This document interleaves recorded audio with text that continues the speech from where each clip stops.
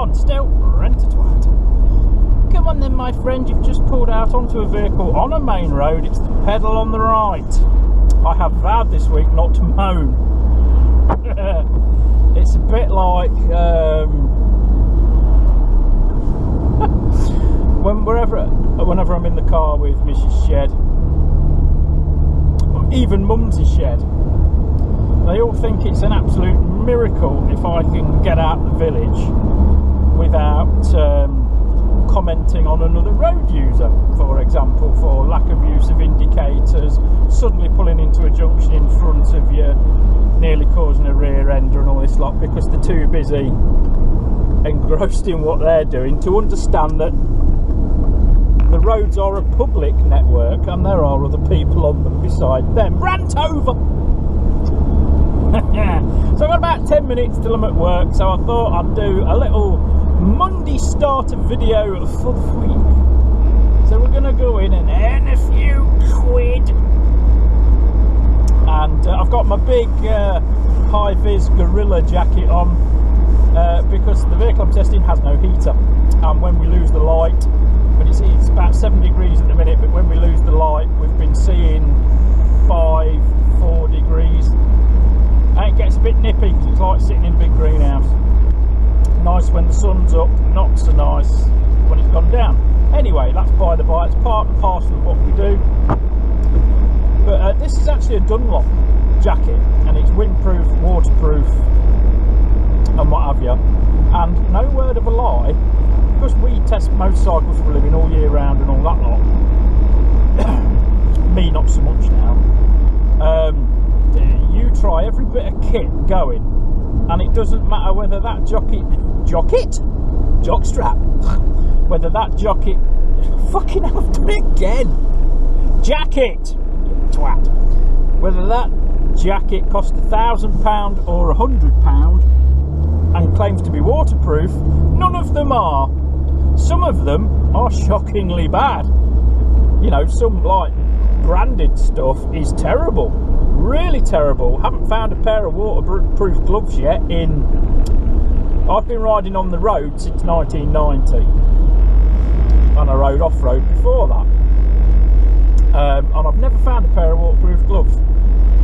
Never. Some they're all showerproof, even just like standard cheapo leather £10. Well, they used to be £10. You're lucky if you get a really cheap pair of gloves for 20 quid now, but that's just the cost of living and all that lot. So like a £20, I've got £20 pairs of gloves, which are better than, you know, £150 pairs of gloves, because I'm not one of these idiots that will spend £1,000 on a jacket, £1,000 on a pair of gloves because they exist, you know, and £1,000 on trousers and £1,000 on boots. I'm not one of them all the gear, no idea types. I'm like, the gear's got to work and it's got to earn its keep, especially if you test ride it. It must earn its keep because it's gonna get used. I mean, if we have a week of running in motorbikes, we're doing 250 miles a day typically, you know, and the kit's got to work, it's got to keep you warm, it's got to be comfortable. And one of the best places I actually found around here, because I'm a fat git and I'm not very tall, I'm only like 5'8" in me pants. It's I'd be 6'4" if I weren't so fat, without the gravity on my bones. But the best place we've got around here is a place up in Colville, and it's called fuck me, I've just forgot, you utter twat. No, JTS, whatever JTS stands for. It's been going for decades and they used to make a lot of their own stuff. I think they actually still do. They've certainly got their own branded stuff.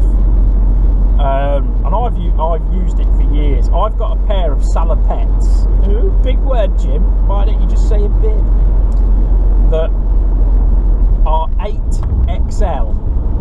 Yeah, 8XL. Because I was 24 stone when I bought them. But now I'm not 24 stone. It's hard to believe, I know. I still use them because, like winter time, autumn time, when it's a bit nippy. Because it's like, if you're on afternoon shift, it's like dark at 4 o'clock and it's anything cold after 4 o'clock.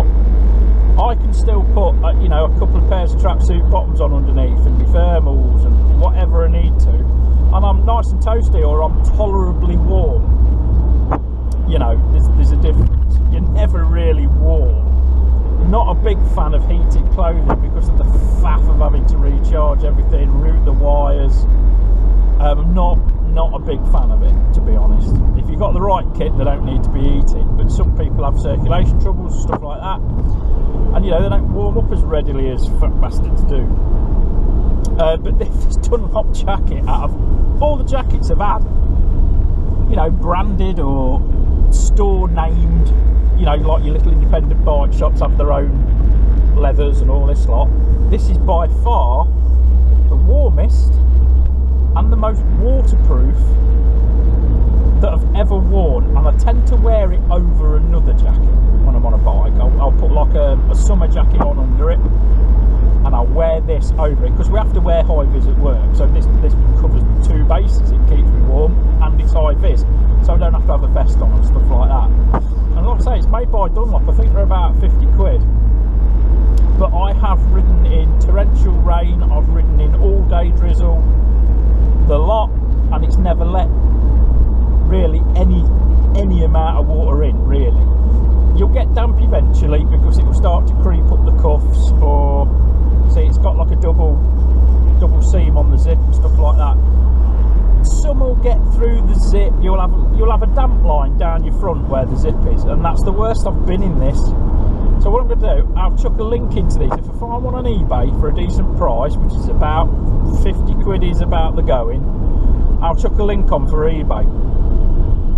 And yeah, I highly advise getting one, because one, I'm up in the air about high vis.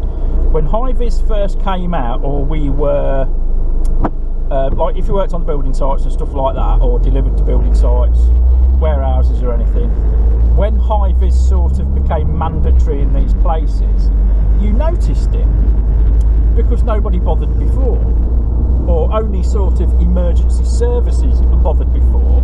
So if you saw high vis in the road, you knew it was like emergency services. You know, they stood out. But now absolutely everybody wears them. There's even high vis fashion garments, but there's camouflage fashion garments as well. So you know, fashion's an whole new conversation, that is. But I don't think we tend to notice high vis as much as we did. Certainly not. I mean, if I'm on a motorbike at my mum's, she'll say, you know, why haven't you got your high vis on? Why, you know, high vis vest or something like that on? Because it's like, Mum, they don't work. It's as simple as that. They don't work. It's already been proven where this "sorry mate, I didn't see you" tagline for bikes, which has been around since Moses had his triumph. The thing is, when we're at a junction and all this lot, and looking, we're not actually looking at what's coming. We're looking at the road and how clear it is. But our brain will register movement. So you will see the car that's coming, or the motorcycle that's coming, but you're not actually seeing it. And all you've got to do is turn your head to check the other direction. By the time you've turned your head to check the other direction, your brain's already forgot what it saw that direction, and people pull out.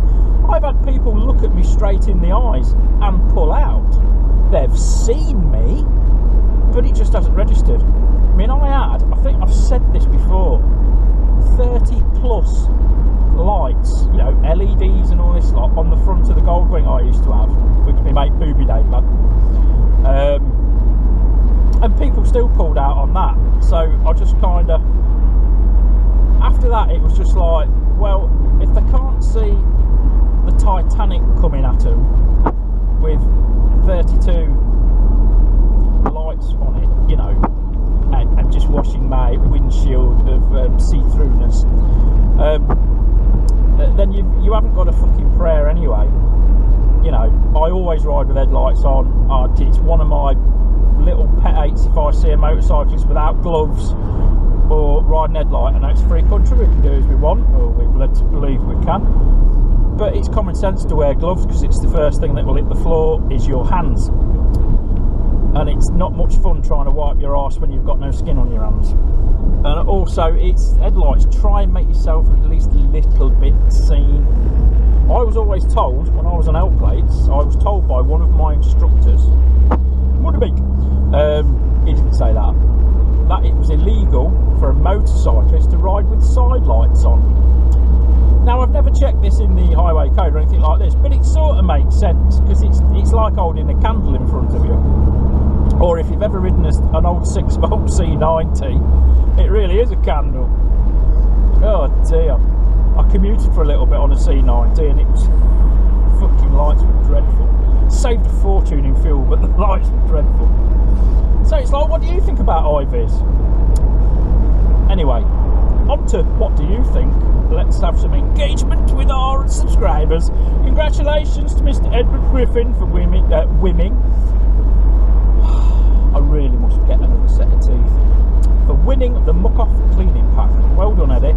I will try my damnedest to get it handed in at the old post office this week.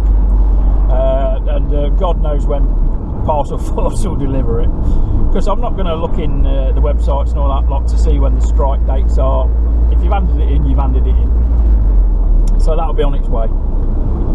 And I'm hoping in the new year we'll have some more little competitions. Maybe I'll give you know, some toolage away or something like that, you know. We'll see. We'll see. Depends how well the channel goes, because obviously, I mean, I only gave that away as a prize because I won it as a prize. It hasn't cost me to get it in. And yeah, you know, I could have done a little competition where, I don't know, you buy a little sticker for £1, something like that, to fund it. But to be honest, I don't want to do that. We haven't got indicators on your fucking Tesla. Smug twats. I fucking hate Teslas with a passion. With a passion. It's like, I remember when iPhones and stuff first came out, the type of people that used to have them with the black roll neck sweater brigade, the smug posh coffee brigade, stuff like that. I think Teslas are the same. Anyway, I've got to go now. Ta-ra.